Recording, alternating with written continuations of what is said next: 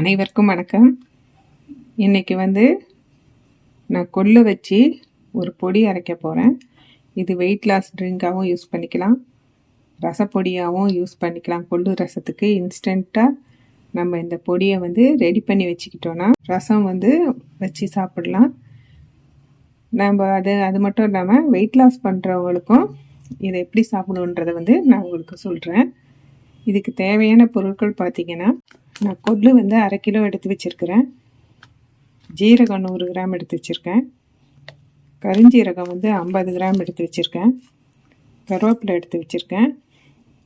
புளி ஒரு 200 கிராம் எடுத்து வச்சுருக்கிறேன்.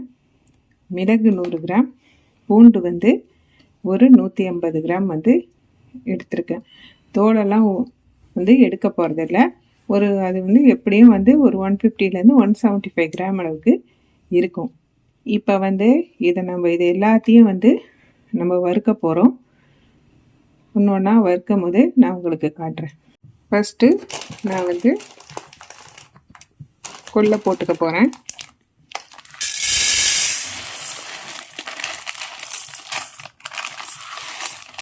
நான் கொள்ளு கொஞ்சமாக தான் போட்டு வறுக்க போகிறேன். ஃபஸ்ட்டு ஒரு 1/4 கிலோ அளவுக்கு போட்டுறேன்.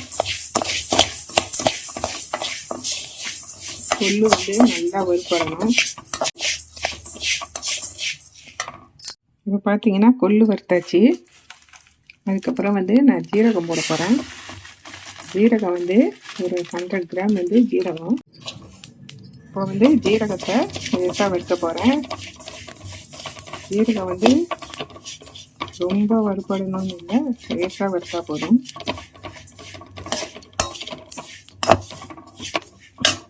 பார்த்தீங்கன்னா ஜீரகம் வறுப்பட ஆரம்பிக்குது. இப்போ பாருங்கள், ஜீரகம் பொரிய ஆரம்பிச்சிட்டு இதை எடுத்துக்குவோம். ரொம்பவும் வறுக்கணும்னு நிறமாக இருக்கக்கூடாது. அதுக்கடுத்தது நான் இந்த கருஞ்சீரகத்தை போடுறேன். அது 50 கிராம் போடுறேன். நம்ம இஷ்டம் தான். ஏன்னா 25 கிராம் போட்டுக்கலாம், இல்லைன்னா போடாமே இருக்கலாம். இதுவும் ஒரு வெயிட் லாஸ்க்கு மற்ற நிறைய நோயை அதை க்யூர் பண்ணும். அதனால் கரிஞ்சீரகம் நான் 50 கிராம் சேர்த்துருக்கேன். மற்றவங்க வேணா உங்களுக்கு வேணானாலும் ஸ்கிப் பண்ணிக்கலாம், இல்லைன்னா ஒரு 25 கிராம் போட்டுக்கலாம். பாருங்கள், கரிஞ்சீரகமும் நல்லா பொரிஞ்சு வெடிக்க ஆரம்பிச்சிருக்கு.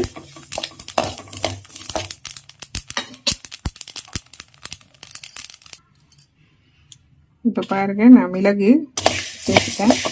கருஞ்சீரகத்தை எடுத்துட்டு 100 கிராம் அளவுக்கு மிளகு. நம்ம இதில் பெருங்காயம் சேர்க்க போகிறதில்ல, நம்ம ரசமாக செய்ய போகிறோம். நம்ம தாளிக்கும் போது நம்ம அந்த பெருங்காயம், நமக்கு தேவையான பச்சை இந்த மாதிரி நம்ம சேர்த்துக்கலாம். மிளகு ரொம்பவும் வைக்காமல் லேசாக தான் வைக்கணும். இப்போ பாருங்கள், மிளகு நல்லா சூடு ஏறிட்டு அது வெடிக்க ஆரம்பிக்கல, அதுக்குள்ளே இறக்கிட வேண்டியதான். நம்ம ரொம்பவும் அது காந்த விடக்கூடாது. இதுக்கு பிறகு நம்ம இந்த கருவேப்பிலை லேசாக காஞ்ச கருவேப்பிலை இப்படி போட்டுக்கலாம். கருவேப்பிலை இந்த அளவுக்கு ஏன்னா ஏற்கனவே காஞ்சிருக்கு, அதனால் இந்த அளவுக்கு அது இதுவானாலே போதும். இப்போ தனியாக வறுக்கிறோம். நான் எல்லா தனியாக ஒன்றாவே போட்டுக்கிட்டேன். தனியாக சூடு ஏறினா போதும், ரொம்ப ஓவராலாக அது செவந்து வரணும் அப்படிலாம் கிடையாது. தனியாக வாசம்ன்ற மாதிரி வந்த உடனே நம்ம இந்த பிளேட்டுக்கு மாற்றிக்க வேண்டியதான். இப்போ பாருங்கள், தனியாக நல்லா சூடு ஏறிடுச்சு. நான் இதோட நான் அடுப்பு ஆஃப் பண்ணிக்க போகிறேன். இப்போ பார்த்தீங்கன்னா நான் இந்த புளியும் பூண்டு வச்சுருக்கேன். புளியை நான் இப்போ சுட போகிறேன். பூண்டை நான் எதுவும் பண்ண போகிறது கிடையாது, நான் இதோட சேர்த்து தான் அரைக்க போகிறேன். புளியை இப்போ சுடும் போது நான் உங்களுக்கு காட்டுறேன். புளியை பாருங்கள், நான் இப்படி தான் சுடணும். புளி பாருங்கள், புகை வருதா. இதை நான் அதுக்கப்புறமா கொஞ்ச நேரம் கழித்து அதை ஸ்லோவாக வச்சுருக்கேன். கொஞ்சம் நேரம் கழித்து நான் அதை திருப்பி போட்டுருவேன். திருப்பி போட்டு சுடுறேன் பாருங்கள். இப்போ பாருங்கள், நான் புளியை திருப்பி சுடுறேன். திருப்பி போட்டிருக்கேன் பாருங்கள். உங்களுக்கு கரண்ட் சவுண்டு வருது பாருங்கள், ஓரளவு இதுவாகிடுச்சு. இப்போ பாருங்கள், நான் புளியை சுட்டுட்டேன். இதுக்கு பிறகு நம்ம எல்லாத்தையும் சேர்த்து வச்சு அரைக்க தான் போகிறோம். இப்போ பாருங்கள், நான் புளியெல்லாம் சுட்டு முடிச்சிட்டேன். எனக்கு சுட முடியாது, நான் அப்படியே டைரெக்டாக யூஸ் பண்ணுறதுனாலும் அது நீங்கள் யூஸ் பண்ணிக்கலாம். சுட்டா வந்து அது மெடிக்கிறது வந்து ரொம்ப அதிகமாக இருக்கும், சுட்டு யூஸ் பண்ணணும்னு சொல்லுவாங்க. அந்த காலத்தில் வந்து தாத்தா பாட்டிக்காக புளியை சுட்டு யூஸ் பண்ணணும், மோரை வந்து பெருக்கி சாப்பிடணும், தயிராக சாப்பிடக்கூடாதுன்னெலாம் சொல்லுவாங்க. நெய்யை வந்து உருக்கி சாப்பிடணும்னு சொல்லுவாங்க. உப்பை வந்து வறுத்துட்டு தான் யூஸ் பண்ணணும்னு சொல்லுவாங்க. அதனால் நான் இப்படி வந்து சுட்டு யூஸ் பண்ணுறேன். உங்களுக்கு இப்படிலாம் நான் சுடலை அப்படின்னீங்கன்னா நீங்கள் குடம்புளி வாங்கி நீங்கள் இதோட சேர்த்து அரைச்சிக்கலாம். இப்போ இங்கே பார்த்தீங்கன்னா பூண்டு நான் பச்சையாக தான் வந்து உடச்சி சேர்ப்பேன். நான் சேர்த்து நிறையா இருக்கிறதுனால நான் மில்லில் கொடுத்து அரைச்சிக்க போகிறேன். இப்போ பாருங்கள், கொள்ளு பொடி வந்து அரைக்கிறதுக்காக நான் எடுத்து வச்சுருந்தேன். இந்த புளி சுட்டு வச்சுருந்தேன் பாருங்கள். இதெல்லாம் நான் வந்து மிக்சியில் வச்சு ஒரு ஓட்டி காட்டுறேன் பாருங்கள், புளி பூண்டு எல்லாத்தையும். இப்போ பாருங்கள், நான் அரைச்சி வச்சுருக்கேன். புளி பூண்டெல்லாம் வந்து நம்ம தனியாக அரைக்க முடியாது, ஏன்னா மிக்சி ஜார் வந்து ஓட்ட முடியாது. அதனால் நம்ம அரைக்க போகிற இந்த கொள்ளு எல்லாத்தையும் வந்து நான் இதில் கொஞ்சம் சேர்த்து தான் நான் அரைச்சிருக்கேன். அதனால தான் வந்து கொஞ்சம் ஓரளவாச்சும் இந்த பாருங்கள் பவுடர் மாதிரி அரைச்சிருக்கு பாருங்கள். இது ஃபுல்லத்தையும் நம்மளால் மிக்சியில் அரைக்க முடியாது, மில்லில் கொடுத்து அரைக்க போகிறேன். நான் அரைச்சிட்டு வந்த பிறகு எப்படி இருக்குன்றதை வந்து நான் உங்கள்கிட்ட காட்டிட்டு இது எப்படி யூஸ் பண்ணுறதுன்றதை நான் உங்களுக்கு சொல்கிறேன். இப்போ இது எல்லாத்தையும் வந்து நான் இந்த பக்கெட்டில் எடுத்து வச்சுருக்கேன் இல்லையா, இது வந்து ஏற்கனவே அரைச்சதை கொட்டி வச்சுருக்கேன், அதையும் நான் சேர்க்க போகிறேன். இப்போ பார்த்தீங்கன்னா நான் கொள்ளு பொடி வந்து அரைச்சிட்டு வந்திருக்கேன்.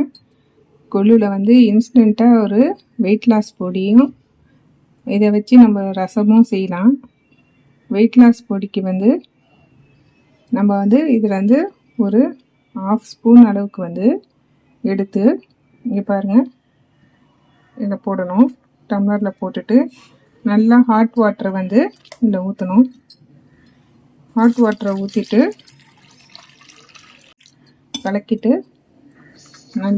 கலக்கிட்டு நம்ம ஒரு மூடி போட்டு வச்சிடணும்.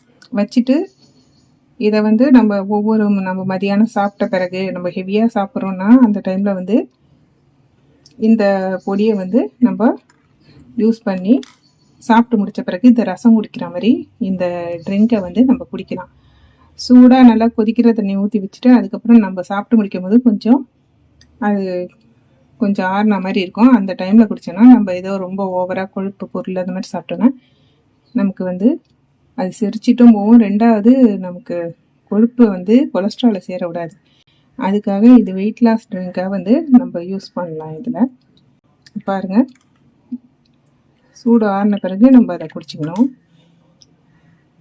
இதில் நான் பண்ண ஒரு தப்பு என்னன்னு பார்த்தீங்கன்னா, பாருங்கள், நான் வந்து எல்லாத்தையும் ஒன்றா சேர்த்து அரைச்சிடலான்ற ஒரு கான்செப்டில் நான் புதுசாக வந்து நான் புளியை சேர்த்தேன். ஆனால் வந்து புளியை மிக்சியில் போட்டோடனே புளி பாருங்கள் எப்படி ஆயிடுச்சு பாருங்கள். அந்த தப்பை நீங்கள் செய்யக்கூடாதுன்றதுக்கு தான் நான் காட்டுறேன். புளி பூண்டு ரெண்டுமே வந்து நான் மிக்சியில் போட்டு அரைக்கும் போது இந்த மாதிரி ஆயிடுச்சு. அதனால் நான் வந்து அதை எடுத்து வச்சுட்டேன். நீங்கள் வேணால் பூண்டு மட்டும் வேணால் நீங்கள் இதில் வந்து மிக்சியில் இதில் மிக்ஸ் பண்ணி மில்லில் கொடுத்து நீங்கள் அரைச்சிக்கலாம். இதில் வந்து நம்ம சேர்த்துருக்க கருஞ்சீரகம், அப்புறம் வந்து மிளகு, சீரகம் எல்லாமே வந்து நம்ம உடம்புக்கு வந்து ரொம்பவும் நல்லது, செரிமான சக்திக்கும் நல்லது. நம்ம வந்து இதை வாரத்தில் 1 நாளோ 2 நாளோ வந்து யூஸ் பண்ணிகிட்டு இருந்தோன்னா நமக்கு வந்து நல்லா கோல்டு, அந்த சளி பிடிக்கிறது, இருமல், இந்த இதெல்லாம் கூட வந்து வராது.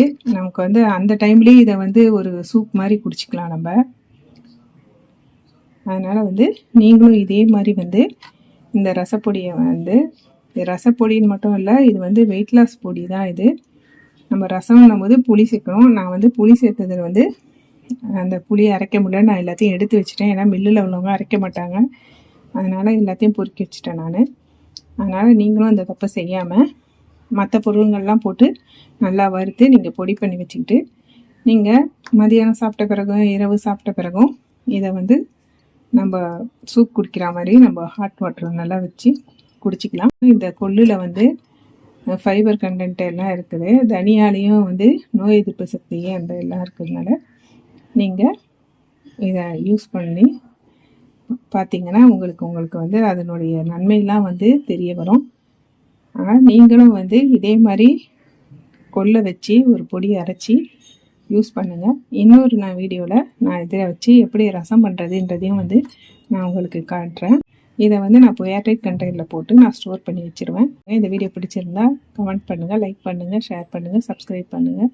பக்கத்தில் இருக்கிற பெல் ஐக்கானை வந்து கிளிக் பண்ணுங்கள். தேங்க்யூ.